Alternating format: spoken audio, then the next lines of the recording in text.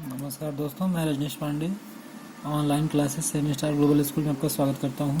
हम लोगों ने पार्ट 3 संधि पढ़ना शुरू किया था, जिसमें मैंने आपको बताया था कि वर्णों के मेल से होने वाले विकार को संधि कहते हैं।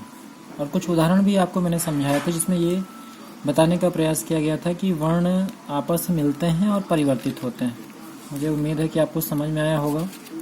अगर नहीं समझ में आया है तो मैं फिर से आपको समझाने की कोशिश कर रहा हूँ। हम लोगों ने हिंदी व्याकरण के दूसरे भाग में पढ़ा था वर्ण किसे कहते हैं। सबसे छोटी इकाई जिसके टुकड़े ना हो वही वर्ण है। और जब हम संधि करते हैं तो जो शब्दों के मध्य ये शब्द हैं, ये वर्णों के योग से ही शब्द बने हुए हैं। और इन्हीं शब्दों में एक एक वर्ण का या पहले शब्द के अंतिम वर्ण का और दूसरे शब्द के पहले वर्ण का, इन्हीं दोनों का मेल होता है। इन्हीं दोनों के मेल से जो विकार होता है, परिवर्तन होता है, उससे एक नया शब्द बनता है। और यही प्रक्रिया संधि कहलाती है। यही प्रक्रिया संधि करना कहलाती है। आप देख रहे हैं, जैसे मैंने कहा धर्म, तो हमें पता है कि व्यंजन जो होता है वह स्वर युक्त होता है। उसमें स्वर हमेशा लगे रहते हैं। अगर स्वर रही दर्शाना है तो उसके नीचे हमें हलंत लगाना पड़ता है। तो इस माँ में आ की ध्वनि छिपी है और अर्थ में तो पहले से यहाँ पे अ लिखा हुआ है, या यूं कह लें ये आ ध्वनि है ही। अब इन्हीं दोनों शब्दों का योग होगा, इन्हीं दोनों वर्णों का योग होगा और उसके योग से एक नया परिवर्तन होगा, जो क्या कहलाएगा? संधि।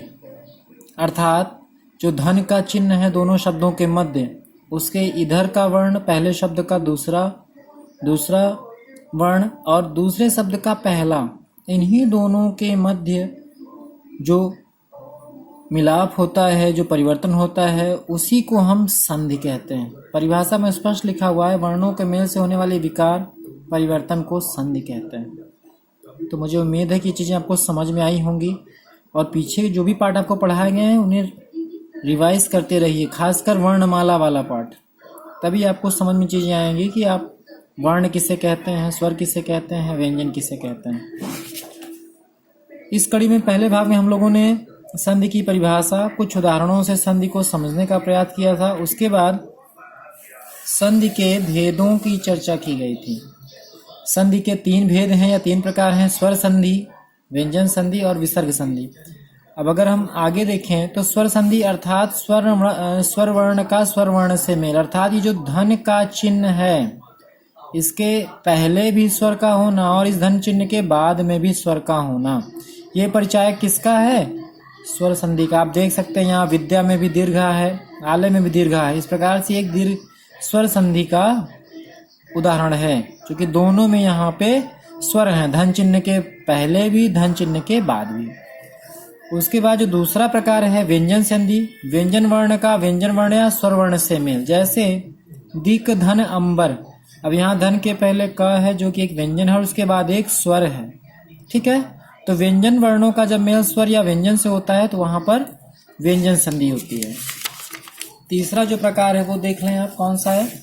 तीसरा है विसर्ग संधि, जिसका उच्चारण आहा के रूप में होता है। विसर्ग का स्वर या व्यंजन से मेल, जैसे मन धन हर।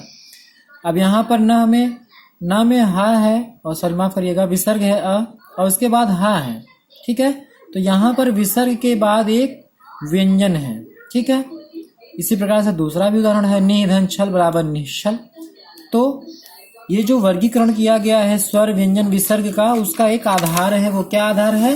कि धन चिन्ह के पहले स्वर है, धन चिन्ह के बाद भी स्वर है, तो वो स्वर संधि का उदाहरण हुआ। अगर धन चिन्ह के पहले व्यंजन है और उसके बाद स्वर या व्यंजन है तो वो व्यंजन संधि का उदाहरण हुआ। और अगर विसर्ग के बाद व्यंजन है या स्वर है तो वो विसर्ग संधि का उदाहरण हुआ, ठीक है। आशा है आपको ये विषय वस्तु समझ में आई होगी। मैं जल्दी से एक रिमाइंडर आपको फिर से दिला देता हूँ। हम लोगों ने क्या पढ़ी? संधि का अर्थ, संधि की परिभाषा, देख सकते हैं यहाँ पे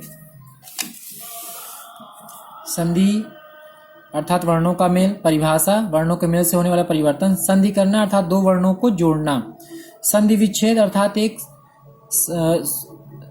संधि किए हुए शब्द को दो सार्थक भागों में बांटना। और उसके बाद क्या है, संधि समास में अंतर। मैंने आपसे कहा था कि संधि में क्या होता है, वर्णों का मेल होता है, परंतु समास में क्या है, शब्दों के मध्य से कारक चिन्हों का लोप किया जाता है। तदंतर जो सबसे अंतिम शीर्षक था वो था क्या, संधि के प्रकार। तो हमने 3 प्रकार पढ़े, स्वर संधि, व्यंजन संधि और विसर्ग संधि। अब इसी के अगले कड़ी में जब हम मिलेंगे तो हम एक एक करके इन तीनों के भेदों की चर्चा करेंगे और इन तीनों को विस्तृत रूप से आपके सामने प्रस्तुत करेंगे। तब तक के लिए धन्यवाद।